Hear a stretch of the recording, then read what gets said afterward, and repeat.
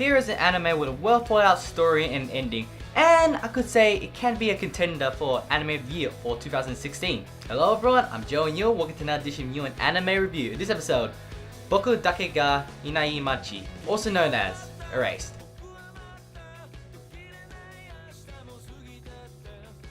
ERASED tells a story about a struggling manga author, Satoru Fujinuma. But that's not the important part of the story. Satoru has a supernatural ability called a revival, which he goes back in time a few moments before an incident happens, therefore giving him the opportunity to correct his actions and prevent the incident from happening. Now here's the meat of the story.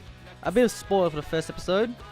His mother is killed, by the way, who is the best mum in the world, and this causes a revival. But instead of going back moments before his mother is killed, he is sent back 18 years in the past, back to his 11-year-old self. Now he is given not only the opportunity to save his mom, but also to all the other victims around him when he was 11. I love how this story is set up. From the very first episode, we get a glimpse of his powers and how they work.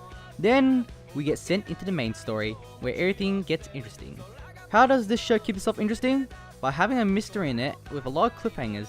The way the plot is structured is that Satoru is trying to save different victims that are all connected to the one killer.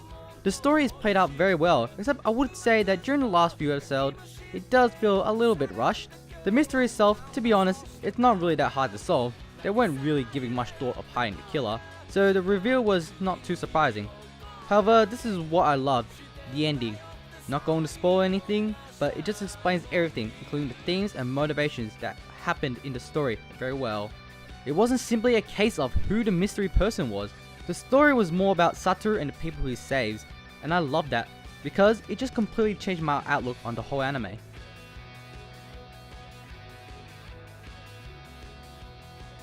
Satoru Fujinuma is the main protagonist of ERASED. Originally, he was a 29-year-old struggling in life until he had a revival, and was sent back to his original 11-year-old self. Now, with a head filled with many regrets and the other things he couldn't do in the past, he hopes to change that by preventing a chain of murders from happening again.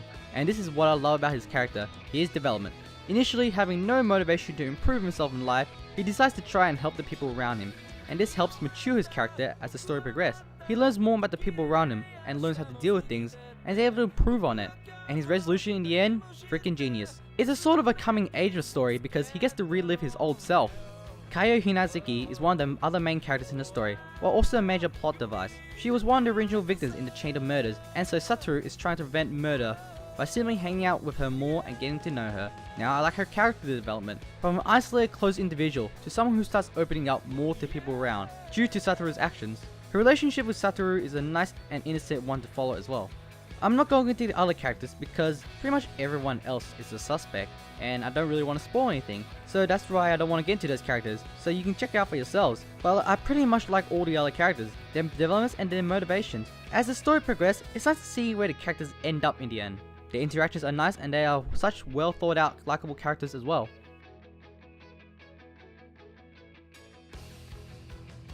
The animation and the art style is pretty standard for A1 pictures, so basically it looks good and smooth. Not a lot of bright colors.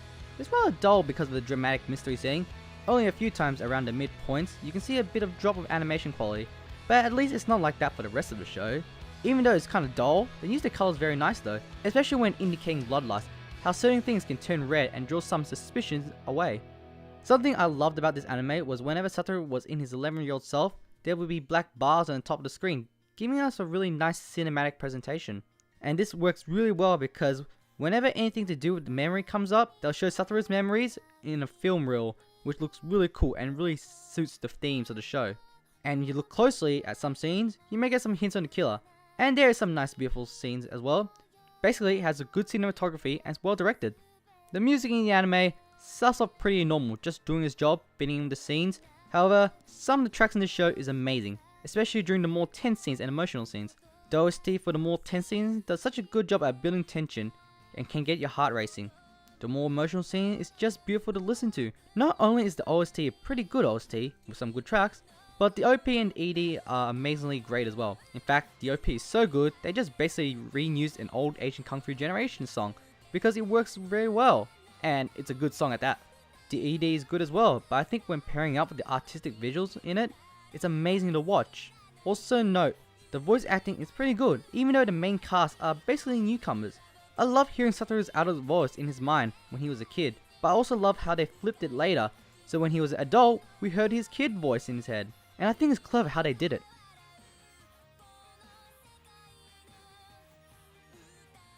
For the very first episode, I was really hooked onto the show. I was invested in the characters and the mystery of the show. In fact, I thought it was worth it to watch this anime weekly, and the reason for this is because the cliffhangers.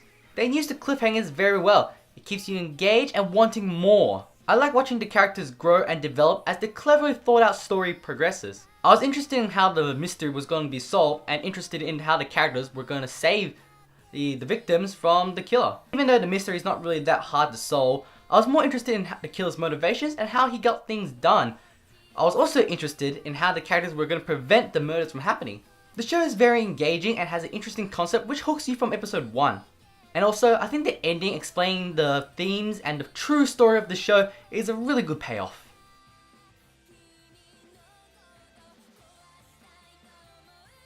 As we reach closer to the end of the review, I give the story of ERASED a 9. It's a wonderful, well-paced, thought-out story.